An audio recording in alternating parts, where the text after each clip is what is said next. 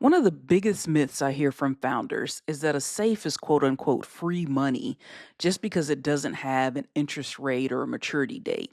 And if you believe that, you're setting yourself up for this huge dilution shock when you finally hit that Series A. Today, I'm answering the top 3 questions that I frequently get about seed financing. If we haven't met before, my name is Maritza Shay Nelson, and I'm a small business and nonprofit attorney. I help entrepreneurs, founders, dreamers, and innovators pursue their passion without worrying that legal stuff like securities compliance and maturity dates and cap tables and valuation caps might come back to bite them. So let's get right into the questions. Question 1. Can I just download the Y Combinator SAFE and call it a day? Well, yeah, technically you could. You could. But strategically, maybe not. While the Y Combinator forms are industry standard, especially in tech startups, they do come in a variety of flavors. I mean, I think the last time I looked, there were probably at least 7 or 8 different versions of a safe on their website. Specifically, you're probably looking at pre money versus post money. Most investors today insist on post money because it locks in their ownership percentage.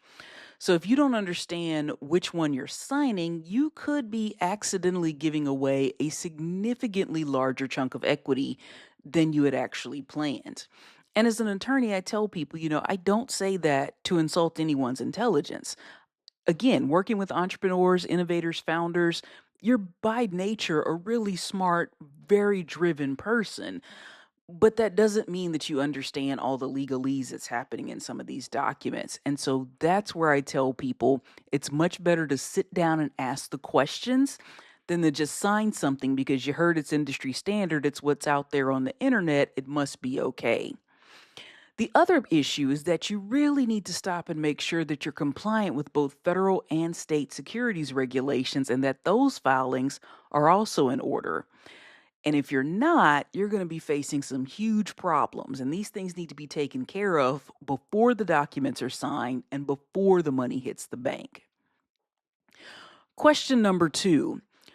Why would an investor ever prefer a convertible note over a safe? And this usually comes down to what I sometimes call the hammer, or if you think about a carrot and stick approach, a convertible note comes with the stick at the end. Because a note is a debt instrument, it has a maturity date. And if your business stalls out, you're not progressing, you're not earning the profits, you're not getting to the point where one of those conversion events is going to trigger in the next 18 months, then that debt becomes due. Traditional or more conservative angel investors, they like convertible notes because it gives them leverage to renegotiate if things aren't moving fast enough. There's an incentive there at the end for you to actually get to that conversion point and make some things happen. The other time I'll see this preferred is with friends and family type of investors. They like them because, frankly, everyone has heard of a promissory note. They understand the concept. Come this date, you're going to pay me back with interest.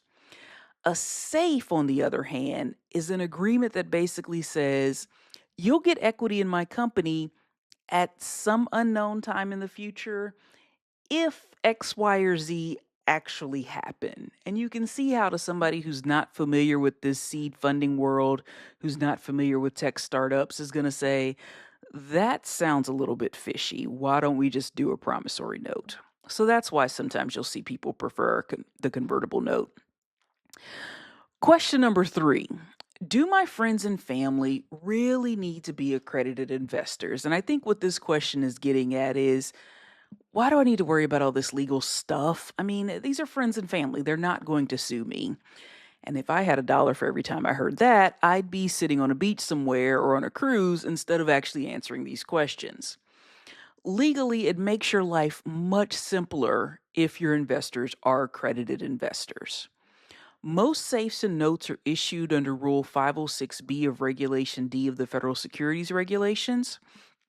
If you bring in non-accredited investors, then your disclosure requirements get significantly more complex, and more complex legal documents means more legal expense. And if you skip those disclosures because you're thinking, hey, these are friends and family, they'll never sue me, well, that's going to create two problems. If you do progress to the point where you're looking at venture capital, they're going to come in and do due diligence. And when they see messy or non existent legal documents and securities violations, they're going to say, whoa, huge red flag here. We do not want to be involved in this mess. The other potential problem is, frankly, friends and family do sometimes sue each other. And so, what I'll often see is what I call the fight at the family barbecue. It had nothing to do with the business, but that personal fight has now spilled over into the business. And as a result, they've now run to an attorney and they're ready to sue. And their attorney's going to look at everything and say, oh, I see some securities violations here. We can sue for securities fraud. And guess what? You're personally liable if they're able to prove that case, meaning you're going to have to personally make sure those friends and family get every single penny back. So that's why it's easier, cheaper, safer to stick to accredited investors. Nothing wrong with going to friends and family, especially if we can show that they're sophisticated investors, but that needs to be done correctly, and that's not going to be cheap. So, seed funding isn't just about cash. That's the takeaway. It's really about your cap table and how much equity you're potentially giving up in your company. If raising the investment dollars is important to you, you need to understand the consequences. If you can bootstrap it and do it on your own, then you can maintain a lot more ownership and control. Either way, don't let what might appear on its face to be really simple paperwork mess up your long term strategy, your long term plans, and what your big picture vision is for your company. If you want to see exactly how all of this stuff works and really take a deep dive, I nerd out on the issues and the math in this masterclass video, The Entrepreneur's Guide to Seed Financing, How to Choose Between Safes and Convertible Notes. We get into all of those details. But if you're looking at a term sheet right now, you're having these conversations with an angel investor or friends and family right now, you don't need to watch the video. You need to schedule a legal deep dive today.